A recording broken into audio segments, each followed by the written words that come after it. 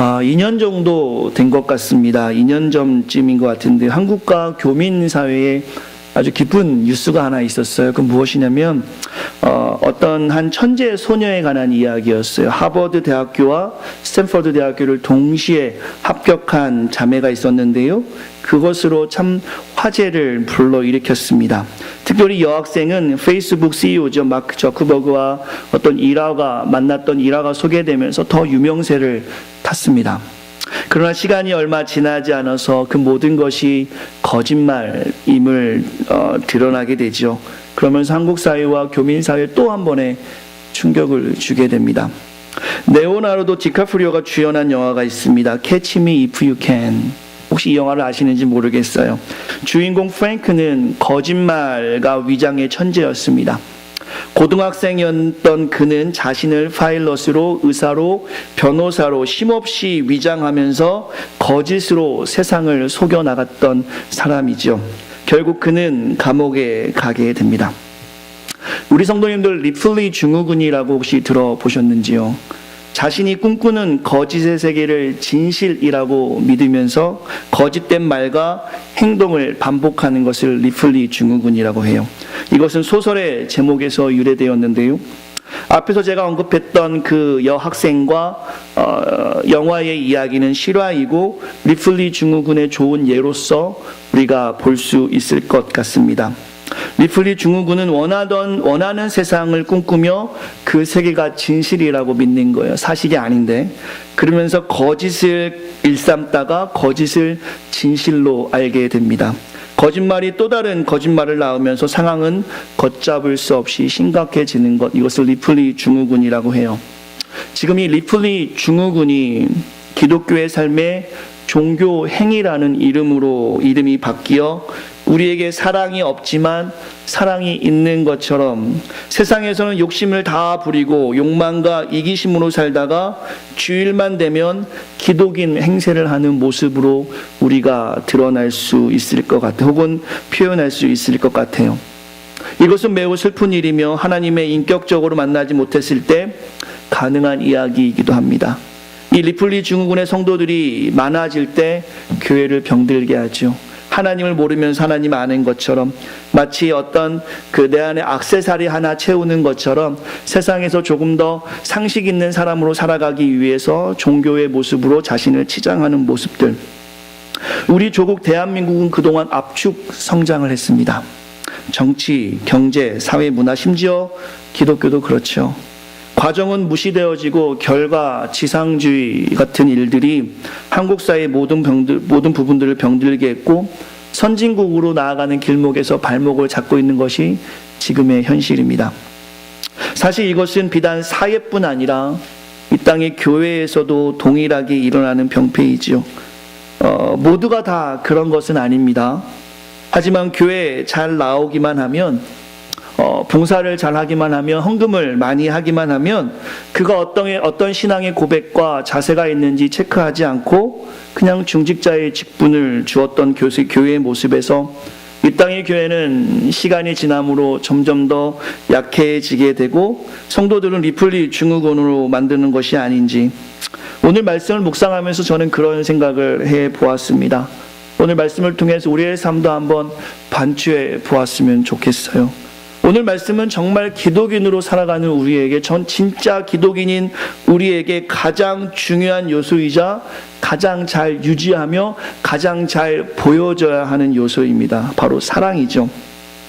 우리 공동체에서 오늘 이 시간에 나누는, 혹은 이 땅의 교회를 위해서 우리가 기도하며 나오는 이 사랑이 리플리 증후군 같은 가짜 사랑이 아니라 오늘 본문에서 말씀해주는 진짜 사랑으로 이 세상에 보여지기만 한다면, 여러분의 삶과 일터와 사업장과 학업에서 그 사랑이 정말로 그냥 보여지기만 한다면 하나님께서는 이 땅의 교회를, 또한 우리 새생명교회를 분명히 귀하게 사용하실 거라 확신합니다.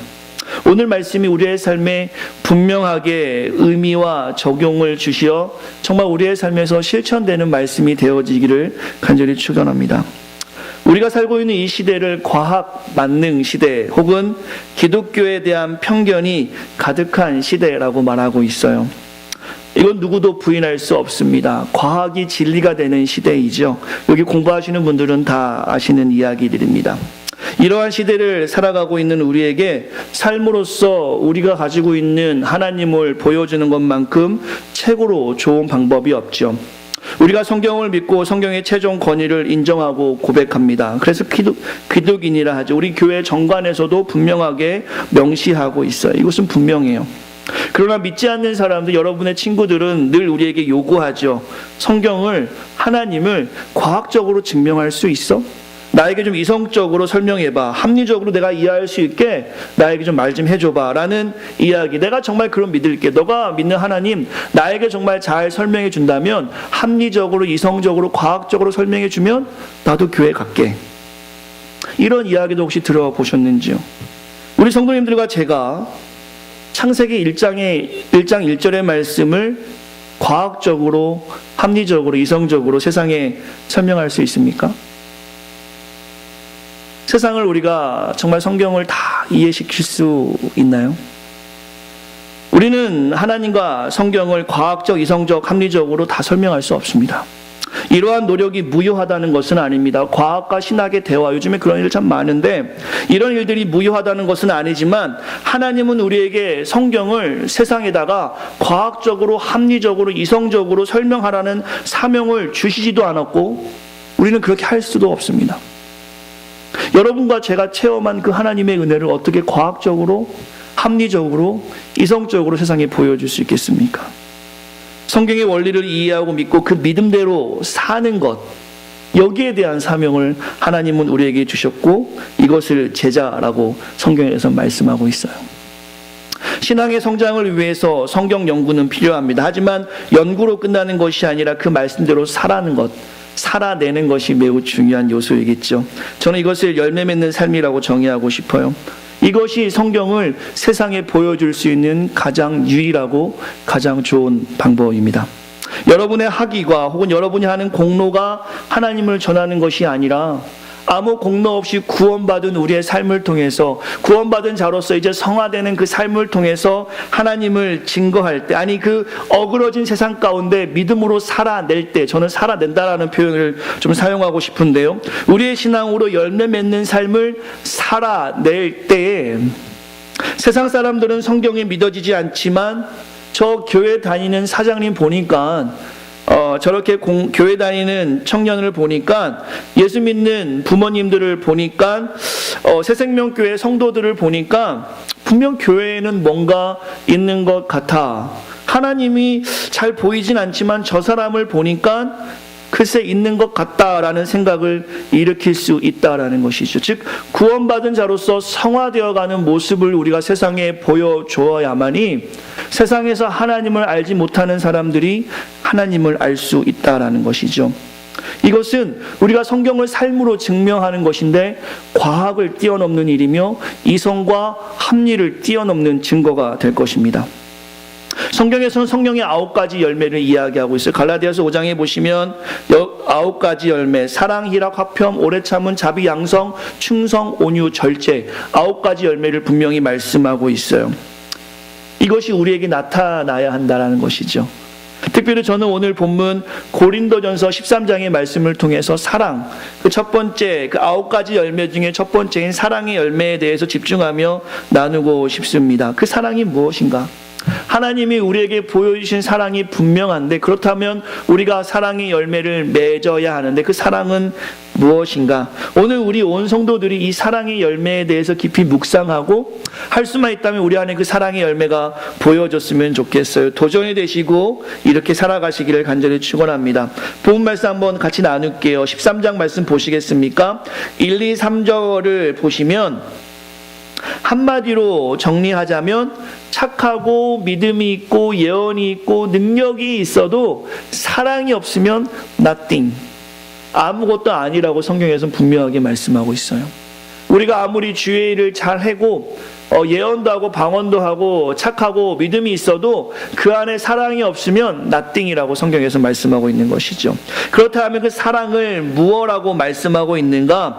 우리가 참 착합니다. 그렇죠? 여러분과 제가 믿음이 있어요. 믿음이 없이는 교회에 올 수 없습니다. 우리 분명히 모두가 다 그렇고요. 타인도 잘 배려하는데 사랑이 없으면 nothing이라 하는데 그 사랑은 무엇인가? 4, 5, 6, 7절입니다. 우리 한 번 더 마음을 다해서 같이 읽어보겠습니다. 성경에선 사랑을 이렇게 말씀하고 있습니다. 같이 읽겠습니다. 시작. 사랑은 오래 참고 사랑은 온유하며 시기하지 아니하며 사랑은 자랑하지 아니하며 교만하지 아니하며 무례히 행하지 아니하며 자기의 유익을 구하지 아니하며 성내지 아니하며 악한 것을 생각하지 아니하며 불의를 기뻐하지 아니하며 진리와 함께 기뻐하고 모든 것을 참으며 모든 것을 믿으며 모든 것을 바라며 모든 것을 견디느니라. 아멘. 이것이 오늘 본문의 핵심이에요. 사랑이 이렇다라고 성경에서 말씀하고 있습니다. 우리가 주님을 전하기 위해서 우리 새생명교회가 정말 하나님이 주신 그 사명을 잘 감당하기 위해서 먼저 우리가 무장해야 될 것이 무엇이냐면 삶으로 증명하는 것입니다. 오래 참고 친절한 것, 무례하지 않고 불의를 기뻐하지 않는 이 모든 것이 사랑이라는 거예요. 한번 질문해 보겠습니다. 저와 여러분에게 이 사랑이 있습니까? 이 땅의 교회에서 이 사랑을 너무나 쉽게 우리가 발견할 수 있나요? 한번 생각해 보시겠어요? 이 안에서는 참 그 사랑을 잘 실천하는 성도들이 많은지 저는 압니다. 그럼 여기를 벗어나서 이 땅의 교회들이 그 사랑의 열매를 쉽게 찾아볼 수 있는가? 사실 오늘 말씀은 좀 멀리 보지 말고 우리가 아무리 잘하고 있더라도 우리 자신에게 좀 초점을 맞추고 적용해서 말씀 나누고 싶습니다. 용서하고 들어주시기를 바라요. 오늘 본문 묵상을 통해서 우리가 기도 제목으로 좀 나아갔으면 좋겠는데요. 이 땅의 교회의 모습을 좀 봅니다. 사랑이 있는 척합니다. 부끄럽지만 하지만 성경에 비춰봤을 때 오래 참지 못해요. 자신의 자존심에 조그마한 상처를 입으면 혹은 삶의 경계를 조금만 방해받으면 금방 참지 못하고 그보다 몇 배나 더 큰 상처를 상대방에게 주어야 합니다. 사실 친절하지 않습니다. 나이스해요. 친절한 것과 나이스한 것은 좀 구별해야 되는데요. 문제를 만들지 않기 위해서 나이스하게 살아가긴 하지만 정말 가슴 깊은 곳에서 상대방을 배려하는 친절 찾아보기 힘든 것 같습니다. 따뜻함은 어떻습니까? 응답하라 1994라는 드라마를 혹시 성도님들 보셨는지요? 저 다 보진 않았지만 거기서 제가 어렸을 때의 장면이 잠깐 기억이 났어요. 아랫집에서 쌀이 없습니다. 윗집 가서 쌀을 좀 받아오죠. 쌀도 그냥 줍니다. 그러면 저희 어머니 생각이 났어요. 그 쌀을 다 비우고 그 빈통에다가 고구마를 몇 개 넣어서 갖다 줘라 라는 일들. 지금 그런 일들 한국을 본다면 아파트에 사시는 분들은 옆집 사는 사람, 아래 윗집 사는 사람 싸우지 않으면 다행이지 그런 일을 찾아보기 어렵죠. 혹은 옆집에서 안 좋은 일이 생기면 뭐 도운 일 없을까, 혹시 그 집에 엄마 아빠가 좀 늦게 들어오면 그 아이가 혼자 있는 것이 걱정이 되어서 집으로 데려 들어와 밥도 먹이고 목욕까지 시키는 일들. 우리 성도님들 어렸을 때 그 따뜻함, 우리네의 그 따뜻함들, 세상은 그렇다 치고 교회 안에서 그런 따뜻함을 잃은 지 참 오래되었습니다. 성도 간에 관심이 별로 없어요. 교회가 크면 클수록 그렇죠. 성도에게 어떤 일이 일어났는지, 어떤 어려움이 있는지, 어떤 아픔이 있는지, 혹은 어떤 기쁨이 있는지 관심이 별로 없어요. 같이 공동체 안에서 예배하고 같은 말씀으로 한 주를 살아가지만 성도 간에 관심이 없는 것이 지금 교회 안의 모습입니다. 손해보는 거 싫어하죠. 어떻게든 손해보지 않으려고 계산적인 기독인의 삶들, 우리 아마 예를 들라 하면 여러분 삶에서 들을 수 있을 것 같아요. 시기와 질투도 있습니다. 우리 마음이 얼마나 시기가 많습니까? 질투는요, 누가 나보다 잘 되는 것 같으면 축하하기보다는 내가 없는 것에 불평하며 상대방을 시기하고 질투하는 기독인의 모습들 분명히 우리들 가지고 있습니다. 자신의 삶을 자랑하고 교만하죠. 특히 특히 유학생이 많은 교회일수록 이 부분을 상당히 조심해야 하는데 우리는 천국의 시민권을 가지고 있습니다. 이 땅에서 우리의 혈연과 지연과 학연, 지식의 양으로 사람을 판단하거나 자신을 내세울 때 그 교만이 오만한 자리가 되기도 하고 주임을 가려지는 일들도 하게 되죠. 이것은 사랑을 가진 자의 모습이 아니라고 성경에서 말하고 있어요. 성도의 삶, 우리가 교회에 사는 성도의 삶과 세상의 삶에서 다른 것이 없으니 세상 사람들이 교회를 볼 때 헷갈리는 거예요. 교회는 무엇인가? 성경에서는 이 사랑에 대해서 분명히 말씀하고 우리는 찬양할 때마다 하나님 사랑을 고백합니다. 이미 하나님 주신 그 사랑을 경험하고 살아가는데 우리의 삶을 보면 그 사랑이 사실 그렇게 실천되어지지 않고 있어요. 사랑이 있는 것처럼, 진리가 있는 것처럼, 하나님이 계신 것처럼 살아는 가지만 우리의 삶을 다시 한번 반추해 본다면, 묵상해 보면 아주 많은 부분에서, 전체가 그렇진 않겠지만 하나님도 없고 사랑도 없고 진리도 없고 내가 내 삶의 주인인 것을 우리는 발견하게 돼요. 5절 말씀 보시면 13장 5절에 사랑은 무례하지 않다라고 말씀하고 있습니다. 근데 기독인들이 얼마나 세상과 교회에서 무례합니까? 여러분의 삶은 어떤지 모르겠어요. 세상에 참 비기독교적인 것이 많이 있는데 기독인들이 좀 무례하게 대처함으로 사실 성경적 원리가 잘 설명되지 못할 때 너무 많은 것 같아요. 동성애 논쟁도 그런 부분 중에 하나인 것 같아요. 교회가 그런 부분에 있어서 성경적인 원리를 이야기한다고 그냥 피켓 들고 나가서 너무나 막무가내로 하는 그 모습에 많은 수많은 기독인들이 오히려 상처를 받는단 말이에요. 최대한 지혜롭게 예의를 갖추는 삶으로 세상을 상대해야 하는데 그렇게 하지 못하는 모습들, 무례한 모습들을 참 많이 볼 수 있어요. 얼마나 쉽게 화를 내십니까? 원수까지 사랑하라는 말이 무색할 정도로 세상뿐 아니라 교회 안에서 성도끼리 사랑하지 못하는 모습들. 우리 교회는 아닙니다. 하지만 예배 마치고 큰 교회들 보면 주차장에서 성도끼리 싸우는 성도도 있다고 해요. 먼저 나가려고. 한번 화가 나면 그대로 남이 되는 이 교회 안의 현실은 너무나 가슴이 아픈 모습입니다. 우스갯소리로 세상에서는 다투면 술 한잔 하면서 풀 수 있는데 교회는 술 하지 못하니까 풀 방법도 없다고 한다는 이야기 듣는데요. 이것은 너무 아픈 교회를 향한 조롱이죠. 모욕입니다. 얼마나 교회 안에 용서와 사랑이 없으면 세상 방법만도 못하다라고 교회에게 이야기하는 것일까요? 우리는 누구나 실수할 수 있습니다. 생각이 다를 수 있어요. 그러나 그것이 받아들여지지 않고 한 번, 두 번이 아니라 70번까지도 그것을 품을 수 있어야 하는데 그러한 성숙한 기독인들을 사실 교회에서 참 찾아보기 어렵습니다. 5절 말씀 보시겠어요? 자기 유익을 구하지 않는다라고 성경에서 말씀하고 있습니다. 예수님의 제자 되기 위해서 자기를 부인하고 주님을 쫓기를 원하시죠. 그러나 자기 유익을 위해 이 땅과 교회는 얼마나 힘쓰는지 몰라요. 큰 교회들마다 가지고 있는 그 기득권들, 그것을 세상에 양보하지 않고, 혹은 작은 교회도 마찬가지예요. 제가 말씀드리는 것은 다른 교회가 문제가 있다는 것이 아니라 이것이 지금 세상에 보여지는 교회의 모습이랍니다. 하나님은 사랑이시라 세상은 교회를 향해서 그 사랑의 그림을 보고 싶은데 교회가 그 사랑의 열매를 성경에서는 분명히 말씀하고 있는데 이 사랑의 열매를 찾아보기 참 힘든 모습으로 살아가고 있다라는 것이죠. 자기 부인이 아니라 타인을 얼마나 우리가 부인하며 정죄합니까? 정말 이신칭의, 칭의받은 자로서 성화된 삶이 있어야 되는데 그것이 보이지 않는다라는 것이죠. 그래서 신학계에서는 이런 말도 있어요. 유보적 칭의론을 어떤 신학자들은 이야기합니다. 유보적 칭의론이 게 뭐냐면 칭의는 분명하지만 칭의는 삶에서 맺는 열매가 있어야 완전한 칭의가 된다라는 거예요. 그러니까 열매가 없으면 칭의가 있지 않다라는 것이죠. 칭의에 관련해서 유보적인 입장을 이야기하고 있는 거예요. 성경적인 근거와 제가 고백하고 있는 개혁주의적 관점으로 본다면 이 신학자들의 유보적 칭의는 분명히 비성경적입니다.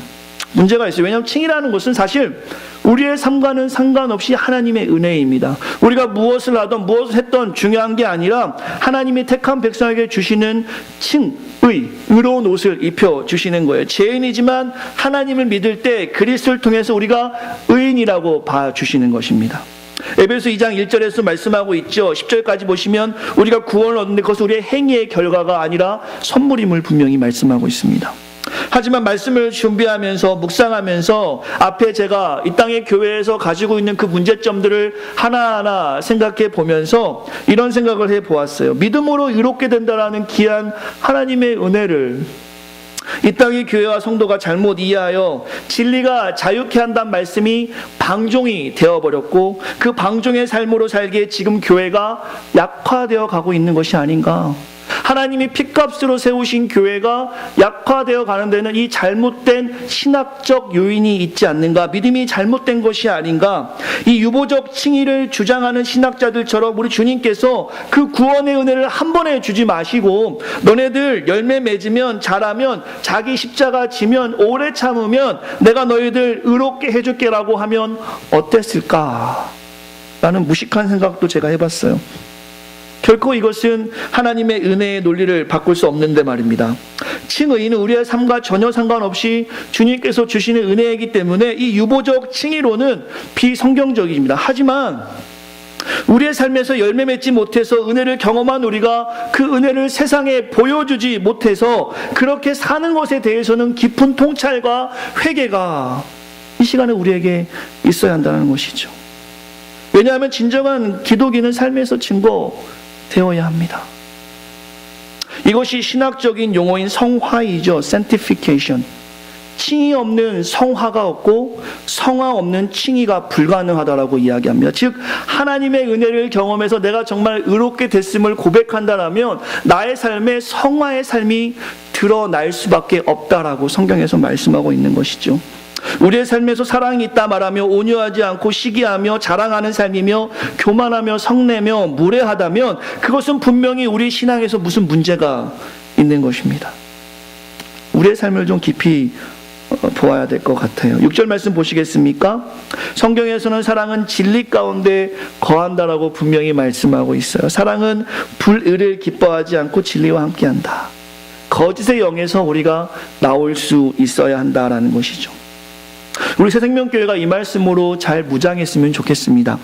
아이들에게만 거짓말하지 마라고 하는 것이 아니라 우리가 모범이 돼야겠죠. 저도 반성할 게 참 많은 것 같아요. 저는 잘하니까 여러분 그렇게 하라는 게 저도 때마다 일마다 거짓말하는 것 같아요. 집에 누가 찾아오면 아빠 없다 그래. 애한테는 너 거짓말하면 안 된다 얘기하고 나서 금방 누가 찾아오면 뭐 도와달라 하니까 아빠 없다 그래라. 우리 모습이 그렇다라는 것이죠.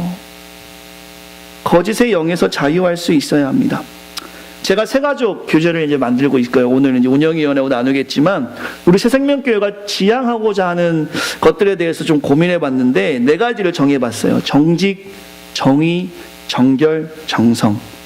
정성스러운 예배로 하나님께 나아가는 공동체. 정직함으로 사람과 사람을 연결시켜주는 공동체. 정결과 정의로 사회와 문화 그리고 세상을 이끌어가는 공동체가 되었으면 좋겠다. 정결, 정의, 정직, 정성 이 4가지 모든 것들은 정상적인 기독인의 삶에서 드러나야 하는 것이에요. 특별히 정의, 이것은 불의를 기뻐하지 않는 것에서부터 시작되는 것이겠죠. 진리 안에 살아야 불의를 미워할 수 있습니다. 진리와 함께 사는 것은 거짓이 없이 예수님을 닮는 것이죠. 오늘 우리 성가대 찬양해 주셨는데 히브리서 12장에서 이 진리 안에 사는 것은 주만 바라보는 거예요.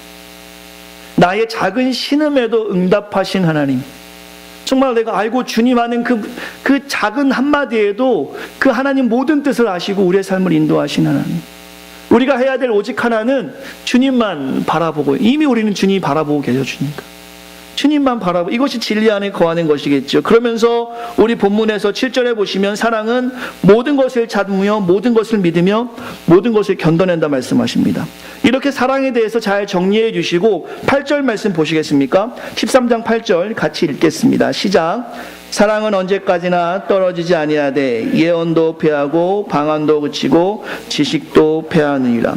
이 부분을 우리가 잘 집중하며 묵상해야 하는데요.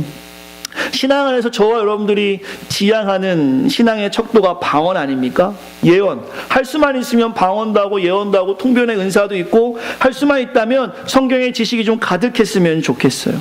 근데 성경에서 말씀하는 것은 무엇이냐면 저와 여러분들이 방언하는 분 보면 와, 저 사람 믿음이 참 좋아. 예언하는 분 보면 저 사람은 참 훌륭해. 지식의 양이 많은 분을 보면 저렇게 되면 좋겠어 하는데 성경에서 무슨 말씀을 하냐면요. 8절에 보시면 예언도 패하고 방언도 그치고 지식도 패한다라고 성경에서 말씀하고 있어요. 그러나 사랑은 언제까지나 영원하다라고 말씀하고 있습니다. 저와 여러분들이 신앙의 척도로 삼는 그 수많은 것들은 언젠가 종료되지만 오늘 성경에서 말씀하고 있는 그 사랑의 은사는 영원하다라고 성경에서 말씀하고 있는 것입니다. 이것이 얼마나 중요한지를 성경에서 말씀하고 있는 것이에요. 우리가 정말 교회를 다니며 하나님을 믿는다라면 방언도 하고 예언도 하고 지식도 가득해야 하지만 그 모든 것은 주님 오시는 그날에 그 전에 종료되지만 그 사랑은 그렇지 않다라고 성경에서는 말씀하고 있는 것입니다.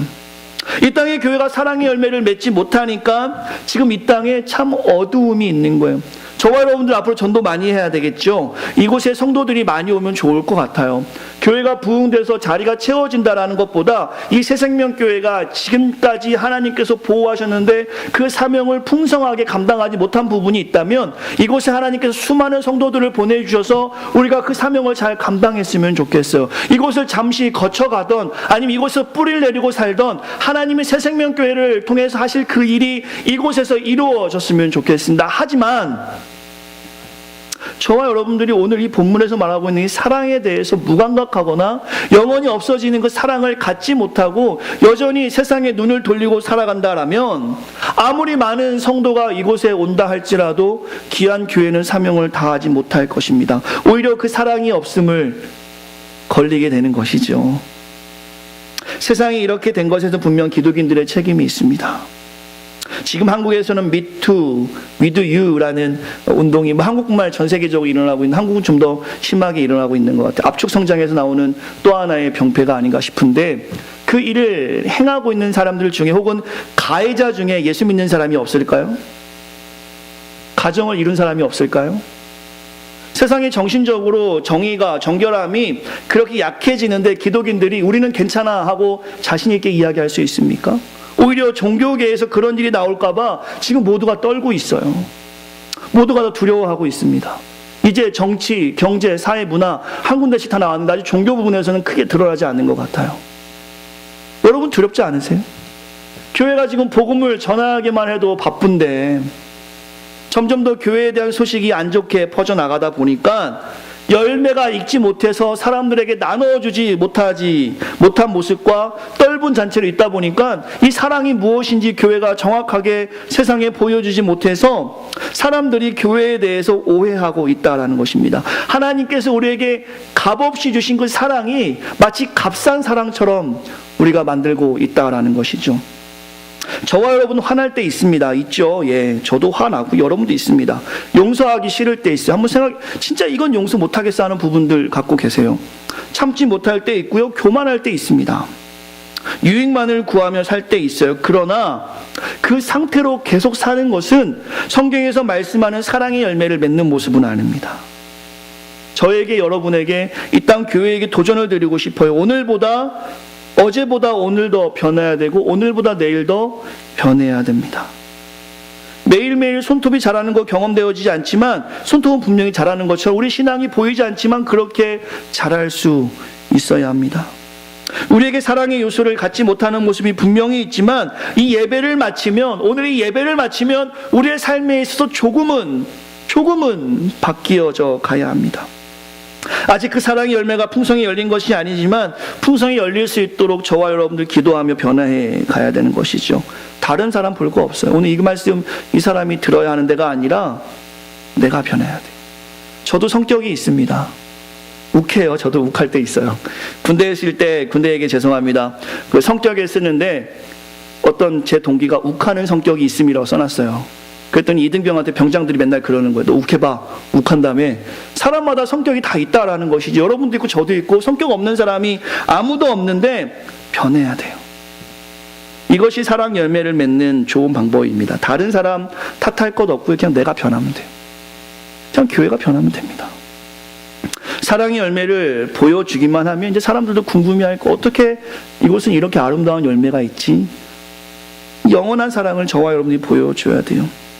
교회에 주신 모든 은사들은 부분적이거나 완전히 중요하지만 사랑의 은사는 그렇지 않습니다. 그리고 11절 말씀 보시겠습니까? 우리가 왜 사랑의 열매를 맺어야 하는가? 11절 말씀 같이 읽겠습니다. 11절 읽겠습니다. 시작.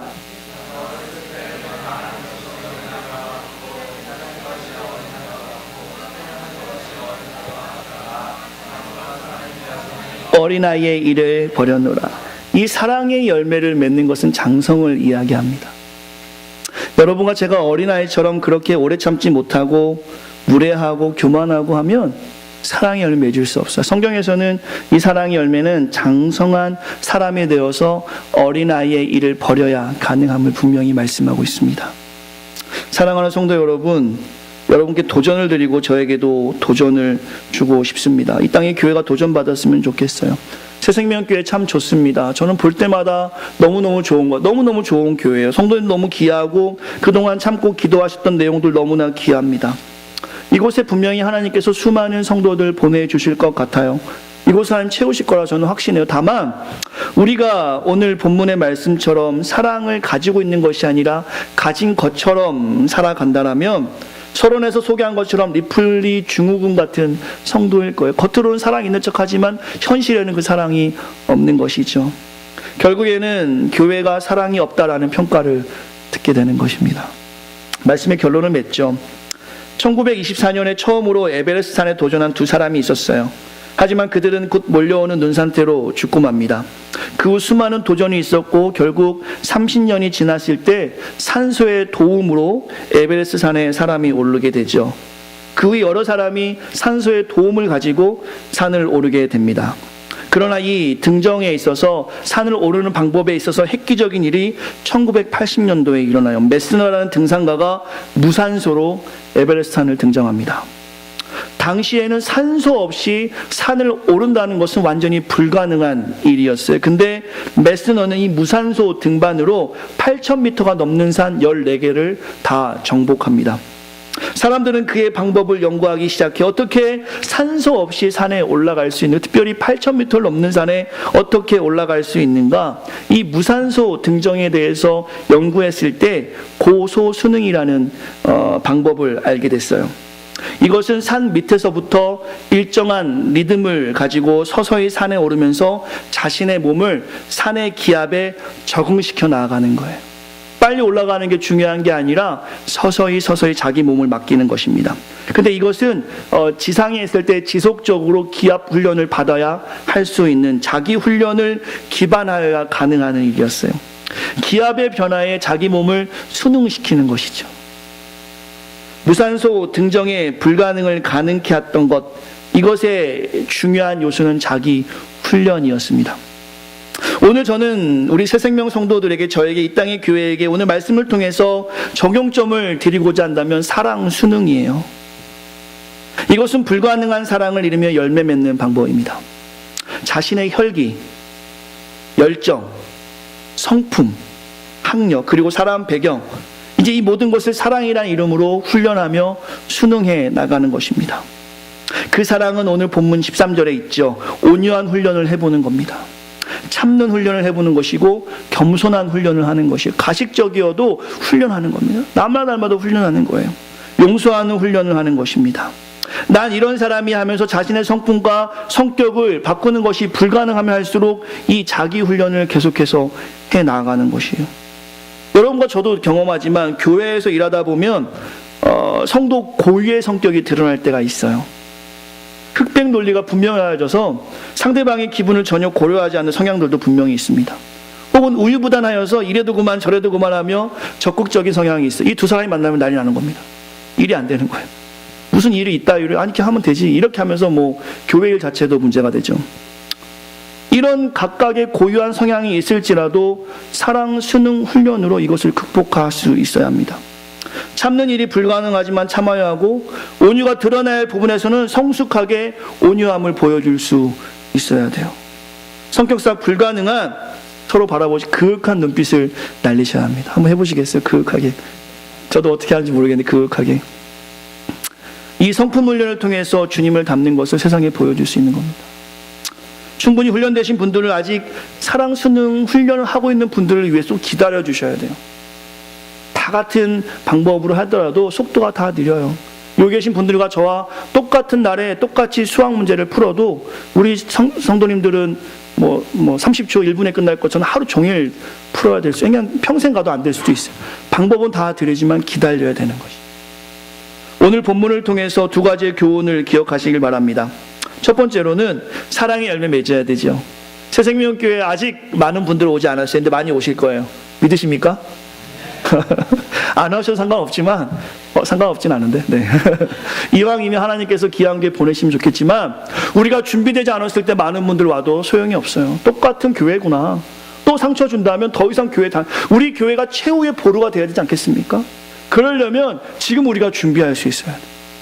사랑할 수 있어야 합니다. 이 열매를 맺을 수 있어야 돼요. 그래야 예수님의 제자로서 이 땅에서 주님을 전할 수 있어요. 그 적용점은 오늘 본문 13장이겠죠. 4절, 5절, 6절, 7절 말씀 다시 한번 읽어볼까요? 이것이 여러분과 저의 적용점입니다. 다시 한번 4절 말씀 읽겠습니다. 시작. 사랑은 오래 참고 사랑은 온유하며 시기하지 아니하며 사랑은 자랑하지 아니하며 교만하지 아니하며 무례히 행하지 아니하며 자기의 유익을 구하지 아니하며 성내지 아니하며 악한 것을 생각하지 아니하며 불의를 기뻐하지 아니하며 진리와 함께 기뻐하고 모든 것을 참으며 모든 것을 믿으며 모든 것을 바라며 모든 것을 견디느니라.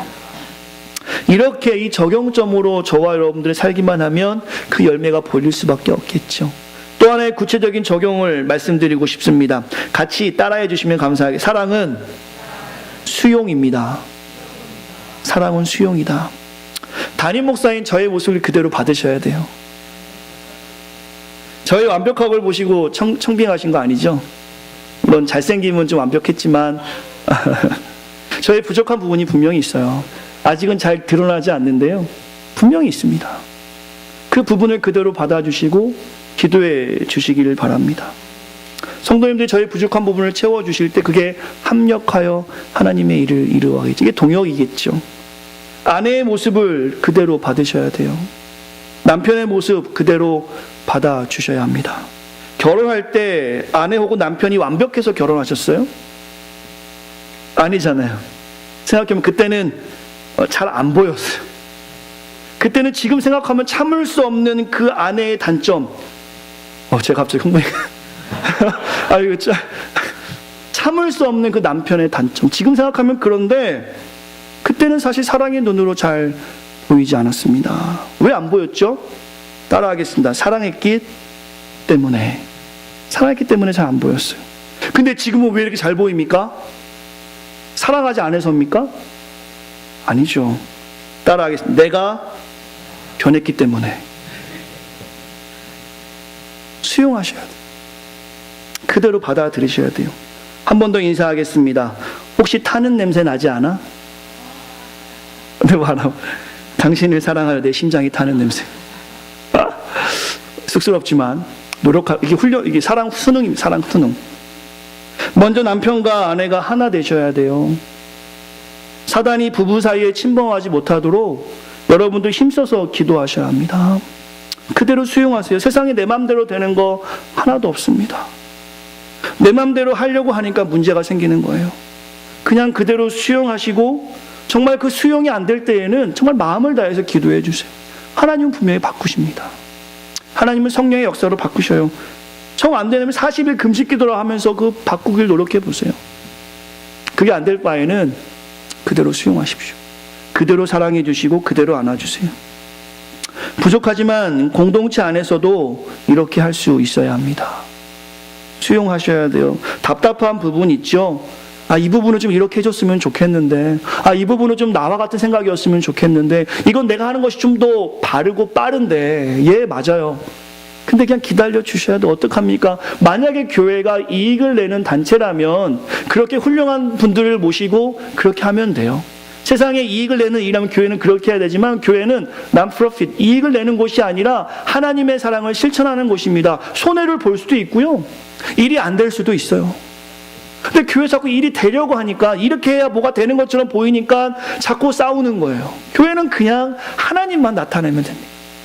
하나님이 교회의 머리 되시니까 그냥 하나님께 모든 걸 맡기고 우리는 그냥 기다리면 되는 거예요. 그냥 서로 사랑하면서 특별히 아직 성숙하지 못한 모습들이 있다면 그것이 성숙되어질 수 있도록 같이 기도하면서 그 주의 나라를 위해서 힘쓸 수 있어요. 그 예배에서 말씀해서 그것을 말씀하고 진리와 계시의 영이 이 안에 가득하게만 한다면 하나님의 일을 함에 있어서 우리가 부딪힐 일이 없다라는 것입니다. 사랑은 참 힘든 일이에요. 혹시 사과할 부분이 있다면 사과도 미리 하시길 바랍니다. 언제까지 참아야 됩니까? 상대방이 성숙해질 때까지. 아이들 이렇게 장난치고 놀 때 어떻게 하면 기다려줘야 되는 것처럼 상대방이 성숙할 때까지 기다려야 돼요. 이것은 매우 힘든 일입니다. 참 힘들어요. 그러나 해야 되는 일이겠죠. 저 높은 산이 되기보다 오름직한 동산이 되는 우리 새생명교회가 되시기를 간절히 축원합니다. 내 가는 길만 비추기보다 다른 사람의 길을 비춰줄 수 있는 그런 따뜻한 공동체가 되기를 간절히 축원합니다. 사랑의 실천은 매우 어렵습니다. 이 말씀대로 살아가는 거 너무너무 어려운 거예요. 신앙생활이 쉽다라고 하는 것은 매우 거짓말하고 있는 것입니다. 예수님의 제자 되는 길은 좁은 길이며 자기를 부인하며 자기 십자가를 지고 가야가는 그 길은 너무나 어려운 일입니다. 하지만 그 힘든 사랑을 우리 주님께서는 미성숙하다 못해 죄인인 우리 때문에 그 사랑을 독생자 예수 그리스도를 보내주기까지 우리에게 직접 보여주셨다라는 것이죠. 그리고 2000년이 지난 지금도 우리가 사랑을 깨닫기를 기다리고 계세요. 주님만큼 우리가 기다리지 못하면서 우리가 가지고 있는 혈기와 욕망과 혹은 다른 모습을 가지고 사랑의 열매를 맺지 못하니까 세상의 교회를 소개할 수 없는 것입니다. 우리 새생명교회는 사랑의 열매를 많이 맺기를 간절히 축원합니다. 그래서 제가 영상을 하나 좀 준비했어요. 작은 것부터 시작하자라는 영상인데 한번 보시고 우리 찬양팀 앞에 나오시면 오늘 말씀을 가지고 같이 한번 마음을 다해서 기도하고 싶습니다. 영상 먼저 보고 마지막 기도하도록 하겠습니다. 잘 보이실까 모르겠어요.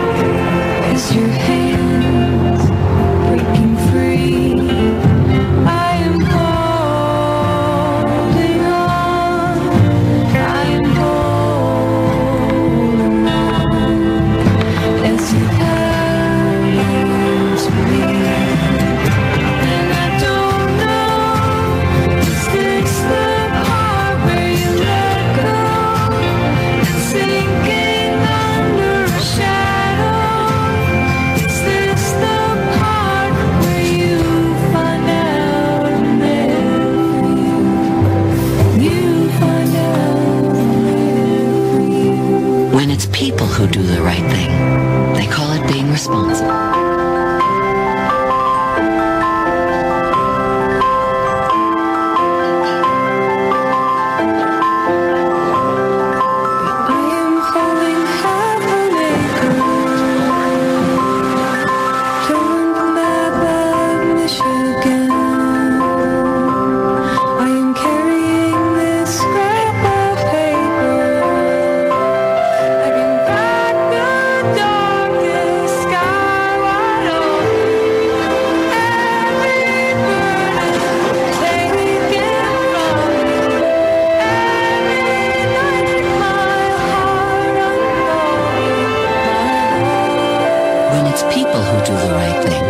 They call it being responsible. 네, 찬양팀 앞으로 나오시겠어요? 오늘 말씀은 어렵습니다. 어려워요. 하지만 예수님이 하셨기 때문에 예수님이 우리에게 보여주셨기 때문에 예수님 통해서 우리가 사랑 실천할 수 있습니다. 이게 복음이에요. 우리 새생명교회가 앞으로 2018년도에 주실 그 은혜가 참 많을 거라 확신합니다. 하지만 우리가 준비되지 않으면 똑같이 상처 주는 교회가 될 수도 있어요. 세상의 모든 교회는 다 소중하고 하나님이 주인 되시지만 교회마다 이 사랑의 열매를 잘 맺지 못해서 사람들에게 참 상처 많이 준다는 이야기 들었습니다.